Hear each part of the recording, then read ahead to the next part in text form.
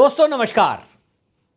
दोस्तों, उत्तर प्रदेश के मुख्यमंत्री योगी आदित्यनाथ ने भू माफियाओं पर जीरो टॉलरेंस नीति को अपनाया हुआ है और इसी नीति के तहत उत्तर प्रदेश में भू माफियाओं ने जो लोगों की जमीनें कब्जाई हुई थी उस पर पुलिस और प्रशासन की सख्ती के चलते अभी तक हजारों लोगों की जमीनों को भू माफियाओं से मुक्त कराया गया है।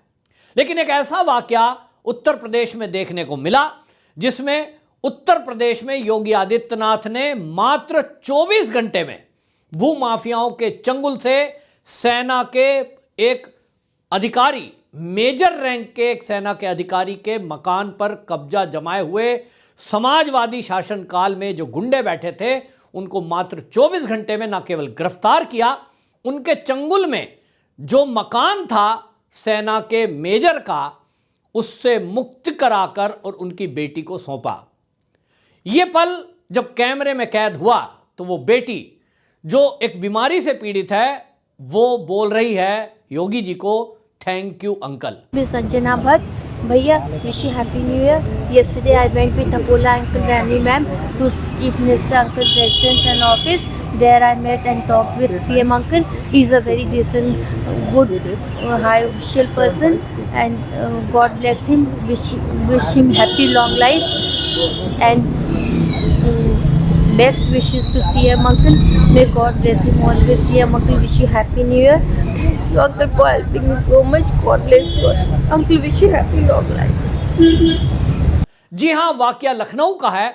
2016 में लखनऊ में आपको बताऊं कि मेरे हाथ में ये पेपर हैं जिसमें वो शिकायत की गई थी और शिकायत करने के योगी आदित्यनाथ को उसकी कॉपी मेरे पास है।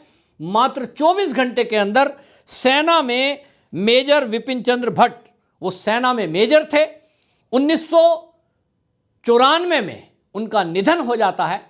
उनका एक बेटा और दो बेटी थी।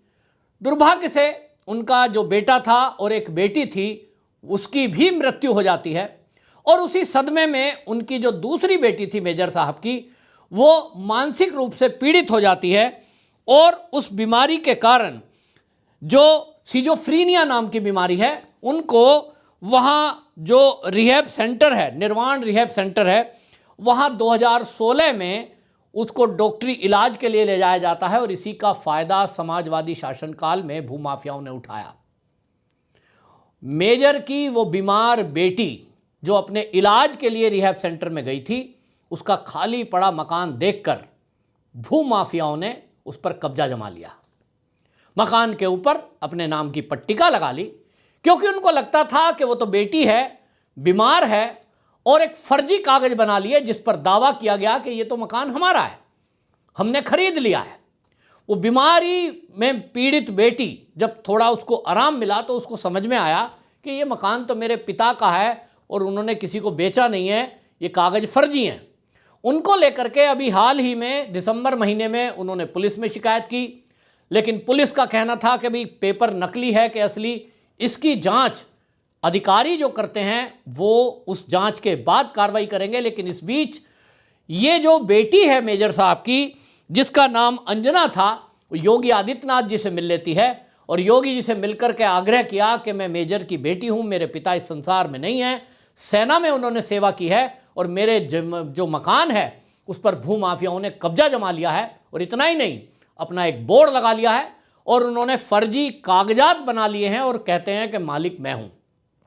इसके बाद योगी आदित्यनाथ तुरंत एक्शन में आते हैं और पुलिस को तत्काल एक्शन के लिए उन्होंने उच्च अधिकारी को यह केस सौंपा और सौंपने के 24 घंटे के अंदर पुलिस ने इस मामले की तहकीकात करके यह पता लगाया कि वाकई में वो जो पेपर थे मकान के वो फर्जी हैं और इस फर्जी दस्तावेज बनाने के आरोप में, जबरन कब्जा करने के आरोप में, बेटी को डराने और धमकाने की धाराओं में बलराम यादव और मनोज यादव, ये दो भूमाफिया थे, इनको तत्काल गिरफ्तार कर लिया गया। विपिन चंद्र भट्ट के द्वारा थाना गाजीपुर पर एक प्रार्थना पत्र प्रस्तुत किया गया कि उनके मकान संख्या A418 पर बलवंत यादव नाम के आदमी ने अवैध रूप से कब्जा कर लिया है।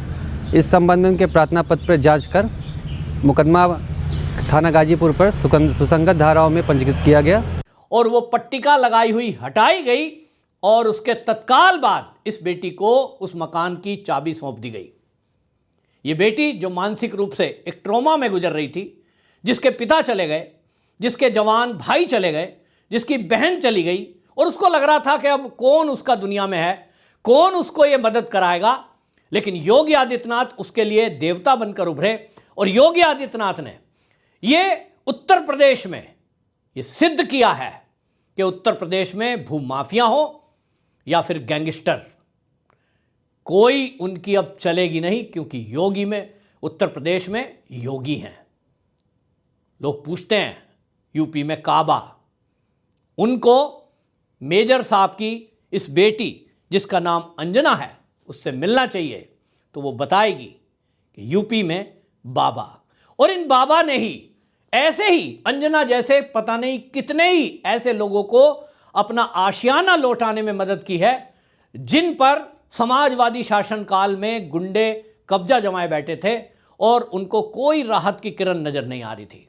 योगी आदित्यनाथ ने इसी बात को देखते हुए कि अभी भी शासन, प्रशासन और पुलिस में ऐसे लोग भरे हुए हैं जो गरीब लोगों की, आम लोगों की सुनवाई नहीं करते, और भूमाफियाओं का और गैंगस्टरों का उन पर इतना प्रभाव है, कई बार तो मिलीभगत के आरोप भी लगाए जाते हैं।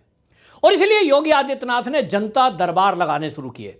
आपने वो दृश्य देखे होंगे कि योगी आदित्यनाथ स्वयं गोरखपुर में, चाहे वो लखनऊ में हो, और जब भी उनको समय मिलता है घोषित करके जनता दरबार लगाए जाते हैं। योगी आदित्यनाथ सबको बिठाकर रखते हैं और एक एक की प्रार्थना लेकर के, प्रार्थना पत्र, और एक एक की सुनवाई करते हैं।